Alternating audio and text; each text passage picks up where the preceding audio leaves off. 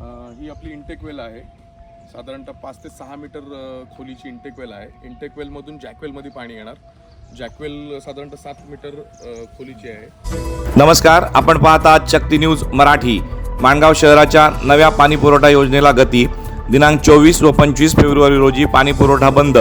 माणगाव शहरासाठी राबविण्यात येत असलेल्या नव्या पाणी पुरवठा योजनेचे काम सध्या प्रगतीपथावर असून प्रकल्प पूर्ण झाल्यानंतर शहरातील पाणी पुरवठा अधिक सक्षम होणार आहे, अशी माहिती माणगाव नगरपंचायतीचे पाणी पुरवठा सभापती कपिल गायकवाड यांनी दिली आहे। या योजनेअंतर्गत जॅकवेलमधून जलशुद्धीकरण केंद्रावर 15 HP क्षमतेच्या पंपाद्वारे पाणी पुरवठा करण्यात येणार असून तेथून 30 HP क्षमतेच्या पंपाच्या सहाय्याने मुख्य पाण्याच्या टाकीकडे पाणी पाठवले जाणार आहे। या जलशुद्धीकरण केंद्राची दररोज 35 लाख लिटर पाणी शुद्ध करण्याची क्षमता आहे। मुख्य पाण्याची टाकी MBR ही 7.15 लाख लिटर क्षमतेची असून तेथून 4 झोनमधील साठवण टाक्यांमधील गुरुत्वाकर्षणाच्या सहाय्याने पाणी वितरित करण्यात येणार आहे।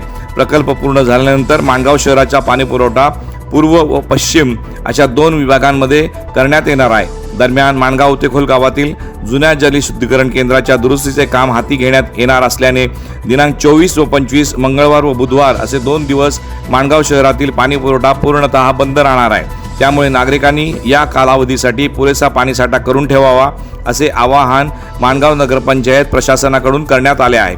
सध्या पाणी पुरवठा योजनेचे काम वेगाने सुरू असून लवकरच नागरिकांना या प्रकल्पाचा प्रत्यक्ष लाभ मिळेल, असेही प्रशासनाकडून स्पष्ट करण्यात आले आहे। नमस्कार, मी कपिल गायकवाड, पाणी पुरवठा सभापती।